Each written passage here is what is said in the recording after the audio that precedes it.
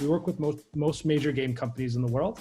And we have an AI that as people play these games, we anonymously are able to do full psychological assessments on audiences and to allow game companies basically to create better experiences for their people. So if they're sluggish on their trigger finger, it means they're depressed, that sort of thing. Or if basically in Fortnite they go, I'm just going to stay here in this little building, safe and sound, that means they're anxious. Plato said something like, if you play a game with a person for a day, you can learn more about them than if you work for them for a year. So there's something about when we play that's innately human. We learn through play as apes, as primates. And so a lot of the masks drop that are in other platforms. So yeah, that's kind of what we're doing. What's the problem? I mean, sounds like things are going great. We're hitting different phases in the company right now. We're growing fast. Things are happening quickly. There's a lot of things that are not talked about with businesses. Things like imposter syndrome for founders, things like founders depression, the amount of time you have to dedicate towards scaling a business. In your book, I think you talked a little bit about like the date nights you had on Tuesdays with your wife, which I think, that really resonated with me. But what the big question is, how does one ensure that they're not just from a skill set within a company, but able to, startups take everything especially in the early days.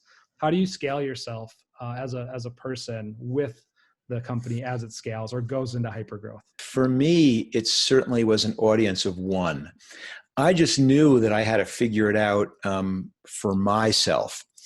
And I think I had a little bit of an advantage in that, at least by the time I was doing Netflix, I was 38. I was older. And I'd already kind of been through this burnout phase that kind of ended when I turned 30.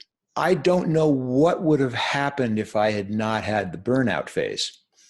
In other words, there's this kind of constant tension, and you know these things, but the constant tension in life between, I know that if I do nothing but work for my entire life, then I'm going to end up being perhaps wealthy and successful, but 70 years old and unable, when I can finally have time to do things, I'm unable to do anything.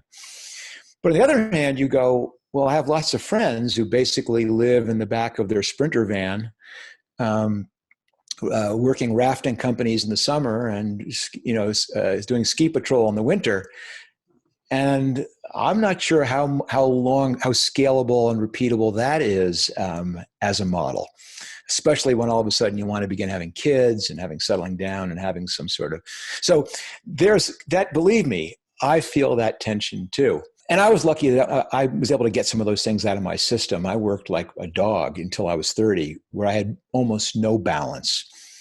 But luckily, that's kind of where I began to realize I didn't like this, that I needed some of the other things in my life for this to be worth doing. I really realized I couldn't do all three of them really well, that it was simply not possible to run and grow a startup and stay connected to my wife and my family and get out and spend 2 weeks canoeing the Noatak or exploring the slot canyons. I mean, those are not things you can squeeze in between your 1 and 2 o'clock calls.